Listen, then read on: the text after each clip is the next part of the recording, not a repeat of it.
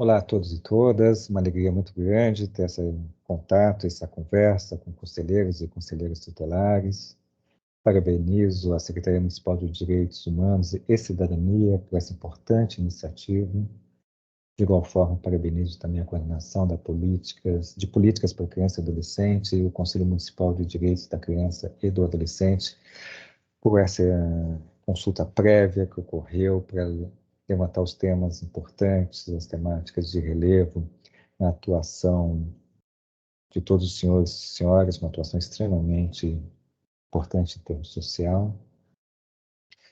Entre os temas apontados como relevantes para serem abordados, surgiu o tema da justiça restaurativa, sem dúvida nenhuma, um tema importantíssimo.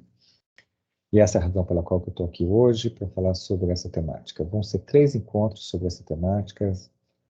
Hoje eu vou estar abordando a questão mais de uma noção básica sobre justiça restaurativa, sua correlação com cultura de paz, seus valores, princípios e diretrizes básicos. No segundo encontro, que será junto com meu colega, juiz, Marcelo Somaso, ele vai abordar a questão, vai aprofundar um pouco a questão principiológica, mas também vai correlacionar com a questão normativa e principalmente vai abordar a questão da gestão de implementação da justiça restaurativa, como ela se faz em parceria com a sociedade, com a comunidade, articulações de rede, prática sistêmica, multidisciplinar. E, por fim, vocês terão no terceiro encontro a fala da assistente social Andrés Vícero, que também é supervisora do Serviço de Justiça Restaurativa do Tribunal de Justiça, coordenadora pedagógica também de Justiça Restaurativa do TJ, e nós três integramos o grupo gestor, junto com outros juízes, né, desembargadores, do TJ, grupo gestor esse responsável pela política pública de implementação de justiça restaurativa nas ambiências forenses, sempre em parceria com a sociedade e comunidade. Eu também queria dizer que eu sou juiz de direito aqui no Estado de São Paulo há aproximadamente 30 anos, sou titular da primeira vara especial da infância e juventude da capital. Para aqueles que não sabem, a vara especial, ela trata a temática dos adolescentes em conflito com a lei, ou seja, aqueles que, em tese, praticaram um ato infracional. Nosso tempo é curto, né, são 20 minutos aproximadamente desse primeiro encontro, de uma abordagem extremamente profunda, ampla, importantíssima. Então, a ideia aqui é dar só um despertar, né, trazer um despertar, uma sensibilização da importância desse tema. Né? Certamente, mais para frente, teremos aí informações, né, com a carga horária adequada, né, para que todos possam atuar nesse campo, que é importantíssimo, mas extremamente desafiante. Né? Não é um caminho fácil trabalhar com justiça restaurativa, trabalhar com cultura de paz, na sua potência transformadora, na sua profundidade, efetivamente, de transformação social, requer muito preparo e muita persistência. Mas é possível, isso vem ocorrendo, e a gente traz uma fala aqui não de uma utopia, não de algo que um dia, quem sabe, pode ser que aconteça, não. A gente traz aqui um testemunho de que está ocorrendo em vários países do mundo e no Brasil e aqui em São Paulo, né? E dentro das ambiências jurídicas, na comunidade, em outras instituições, e já temos experiência também com conselheiros tutelares também. Então, é uma temática possível, efetiva, eficaz, né? Da primeira ordem de ser trabalhada. Bom, e entrando aqui, então, aqui a questão da justiça restaurativa, falar de justiça primeiro já é um desafio, né? Porque cada um aqui, se eu perguntar o que é justiça, vai ter uma noção diferente. E essa noção diferente vai estar muito provavelmente associada com a sua visão de mundo, o que é natural. Para alguns, justiça é tratar todos de igual forma. A morte, por exemplo, trata todos de igual forma, mas é correto tratar o idoso e o jovem da mesma forma? Então, talvez esse não seja um critério muito preciso. Talvez para outros, justiça seja dar a cada um que é seu, de acordo com a sua necessidade, vamos dizer assim. Mas como é que se afere essa necessidade? Né? Existem necessidades que se preponderam em relação a outra. Talvez outros entendam que justiça tem a ver com mérito, de acordo com o mérito. Um concurso público, por exemplo, adota esse critério. Mas a intenção não conta, a necessidade não conta. Para outros, talvez justiça seja aquilo que a lei dispõe. Nós podemos problematizar, existe leis injustas ou não? Toda a linha do direito positivo trabalha muito com essa temática.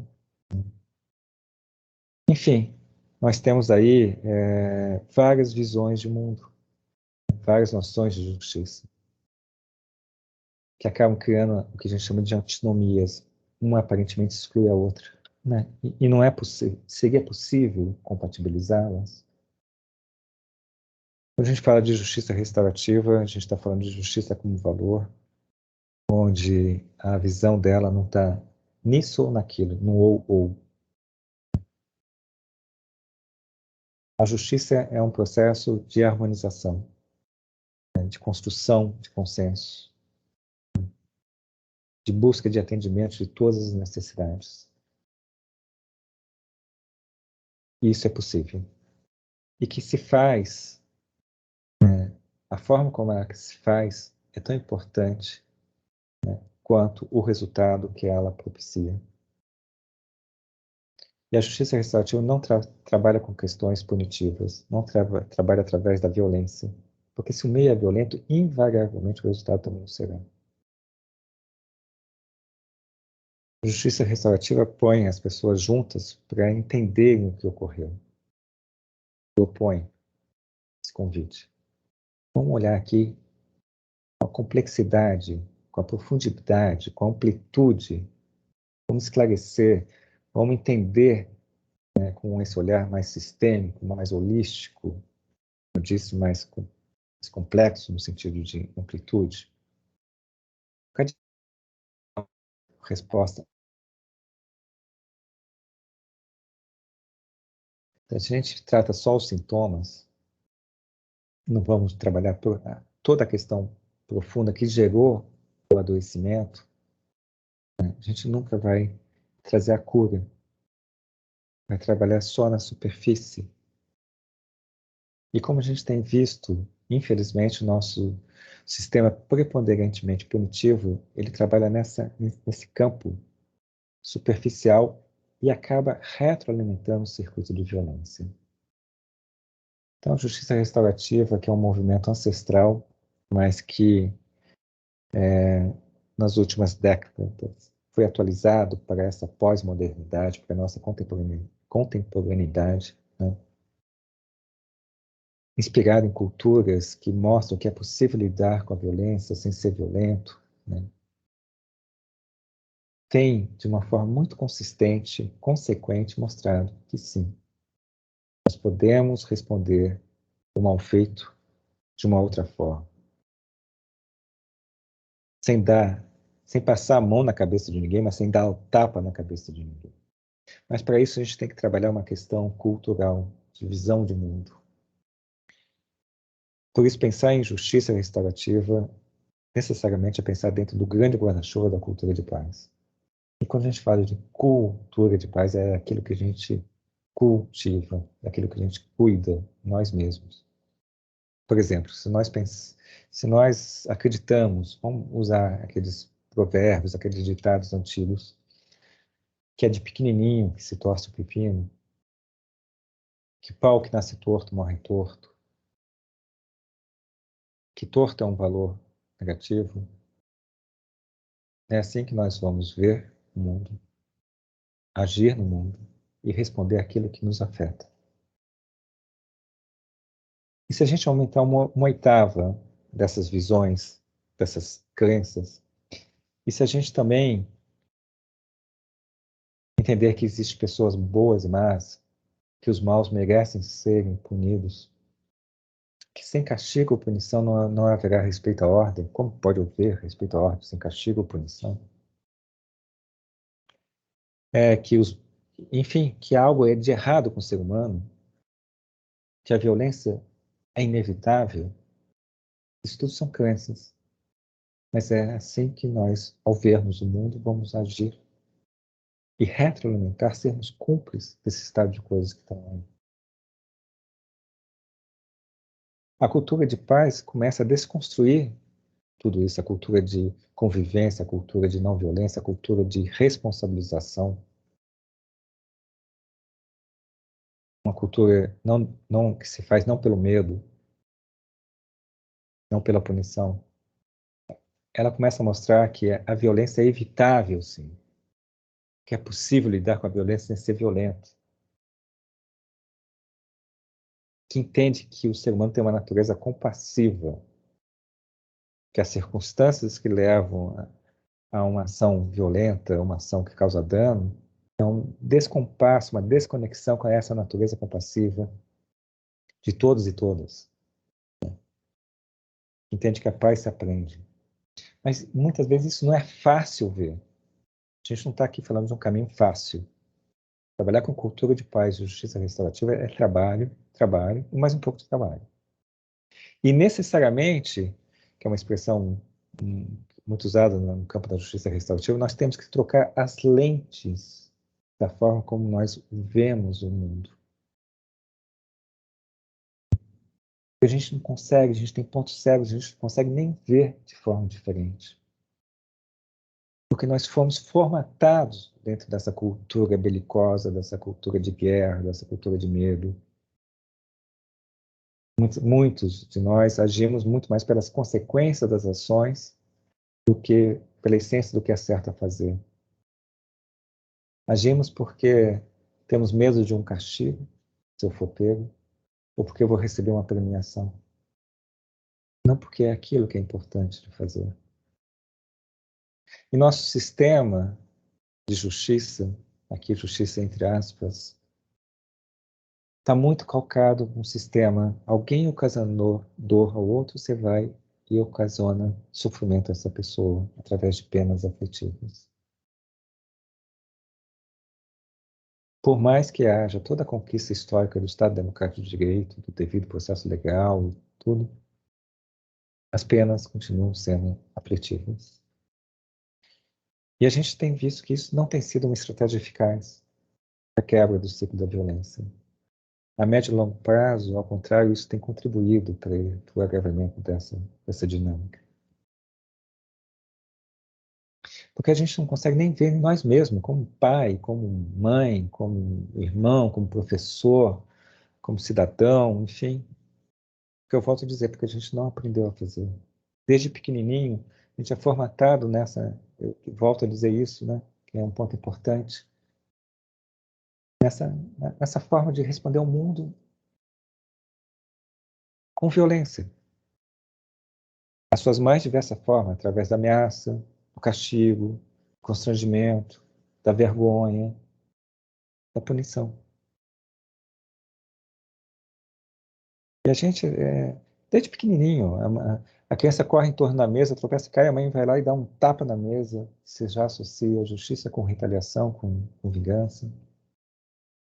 Já traz uma outra variável importante para a manutenção desse estado de coisas desarmônicas, que é sempre atribuir ao externo, ao outro, a responsabilidade pelo mal feito. Não há qualquer convite a uma reflexão por que aquele dano ocorreu,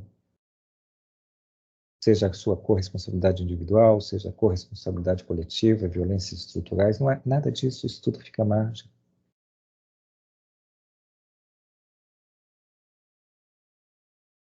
E a justiça diz respeito não só às ambiências forenses, mas diz respeito a nós, como nós respondemos aquilo que nos atinge.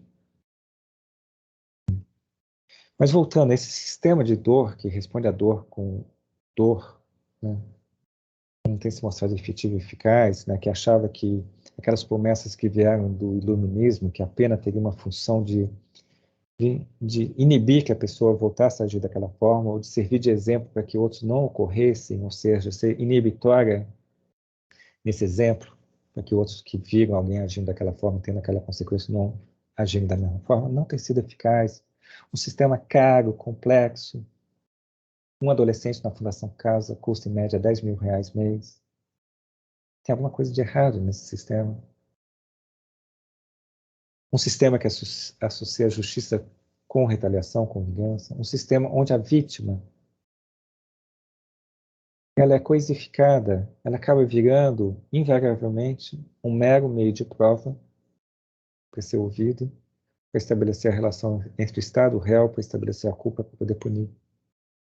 Ela não participa dessa relação. E a justiça tem que ser uma experiência vivencial, viva. Né? Se bobear, a vítima sofre uma segunda violência quando entra nas nossas instituições impessoais e não é ouvida nas suas necessidades que surgiram a partir do momento que ela foi impactada. Uma sala de audiência, estou lá que deveria ser o lugar que a gente faz a escuta mais qualificada, muitas vezes pela sobrecarga de trabalho, a vítima está ali, né, querendo contar e recontar a sua história. E diante de toda pressão de trabalho,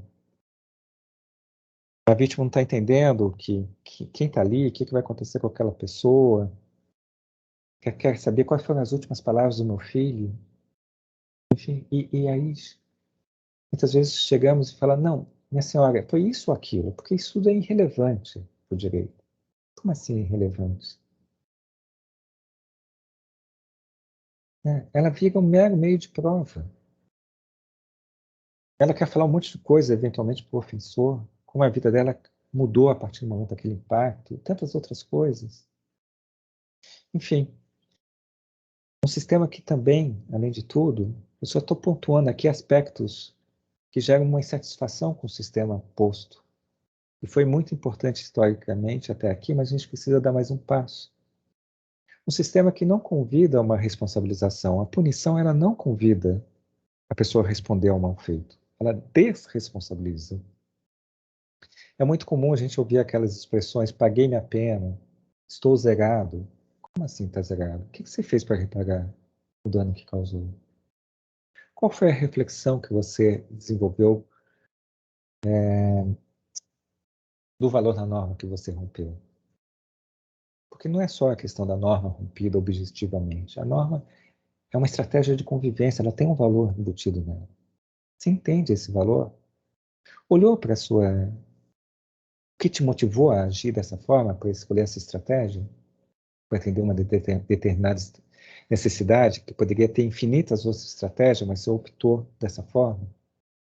O que te levou a agir dessa forma? O que você vai fazer para não voltar a ocorrer que isso não volte a ocorrer? Isso é começar a pensar efetivamente mal feito.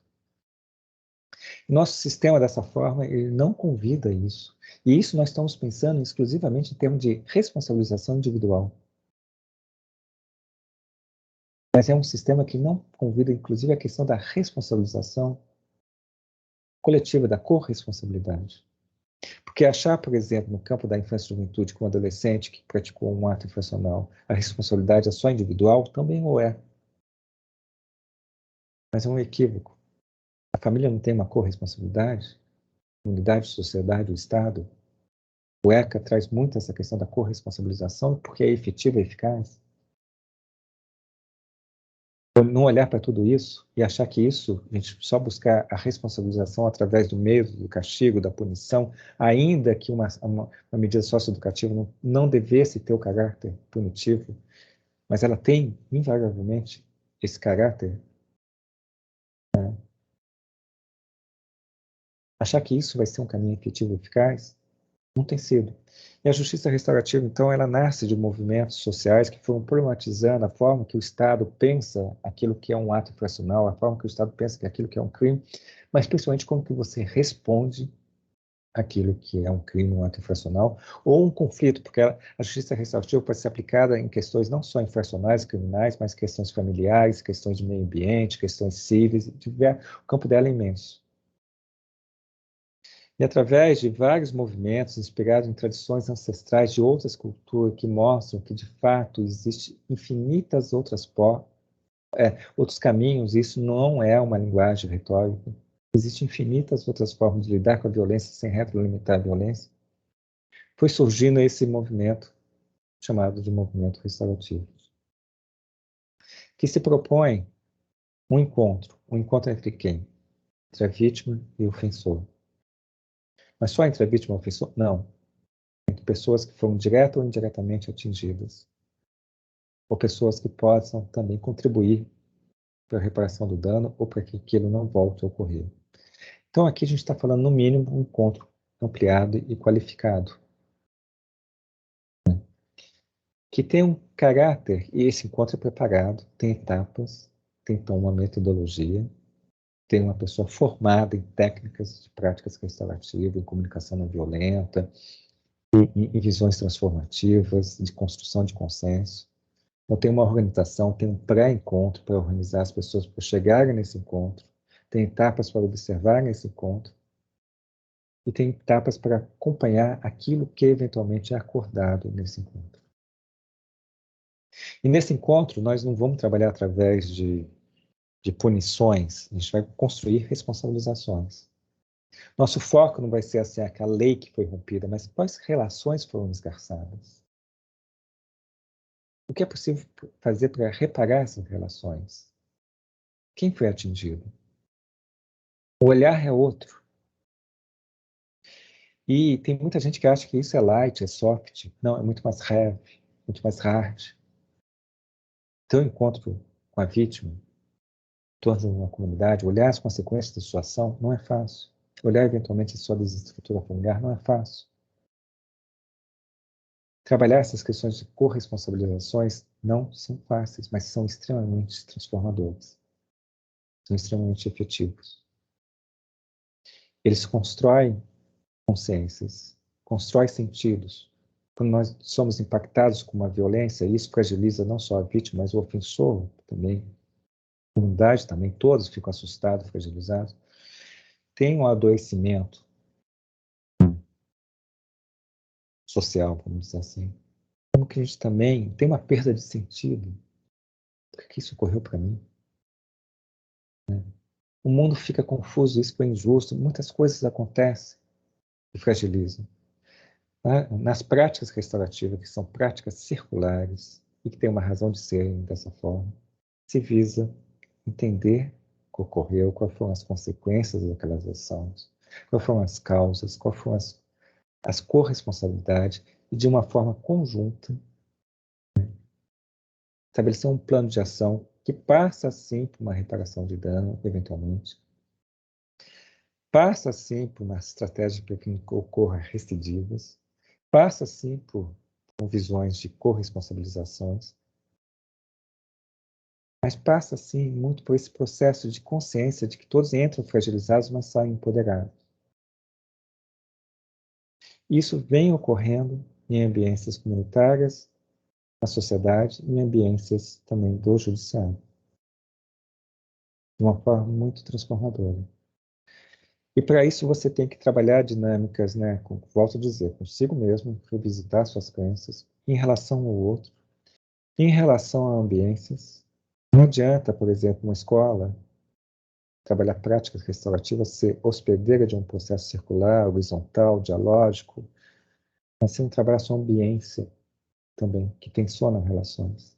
Se não pensar gestão democrática, seu regimento interno, seu projeto pedagógico, ganho em assembleia, sua forma de fazer assembleias, enfim, semana de grafitagem, pensar um conjunto de ações que contribuem para essa ambiência também. As práticas restaurativas, então, vão muito além de uma mediação vítima-ofensor, como nós estamos vendo. Ela tem esse olhar, né, muito mais ampliado de corresponsabilização e também de violências estruturais, por isso você tem uma dimensão institucional e tem uma dimensão social, que ela procura, nos seus projetos, envolver não só, eventualmente, as pessoas diretamente envolvidas, mas a rede próxima daquela comunidade. É muito comum, por exemplo, usando o exemplo da escola, que ela trabalha também junto com o conselho tutelar, com a Guarda Civil, com o pessoal da assistência social, da UBS, enfim, trabalhar essa comunidade no todo. Você também romper uma lógica só de derivação. Bom, há muito para falar, mas nosso tempo está estourado, eu peço desculpa de ter estendido essa minha fala, mas só uma introdução inicial da potência transformativa de construção de sentido, né, das práticas restaurativas. Tem apresentado um índice de queda de reincidência de mais de 70%, tem apresentado índice altíssimo de cumprimento dos acordos e de satisfação de todos envolvidos, porque é uma experiência vivencial a justiça. Não é só Estado, réu, culpa, punir, mas esse trabalho, né, volto a reiterar esse ponto de consciência, né, e que não é nem um pouco, não é o caminho do fácil. Né. É simples, mas requer muito empenho, muito trabalho e muita formação. Né. Vocês, como conselheiros e conselheiras tutelares, têm um campo vastíssimo, riquíssimo para esse tipo de práticas. Né. Não só nas relações entre vocês mesmos, mas com outros setores, né, mas principalmente naquele dia a dia, no contato tão desafiante que vocês têm. Eu recomendo muito, tenho certeza que os próximos encontros vão trazer mais clareza do que nós estamos falando. E mais uma vez agradeço o convite e a oportunidade de estar compartilhando a minha experiência com todos vocês, esperando que cada vez mais a justiça restaurativa como valor seja uma realidade dentro das práticas dos conselheiros e conselheiras tutelares. Tudo de bom para vocês e aqui me despeço. Muito obrigado.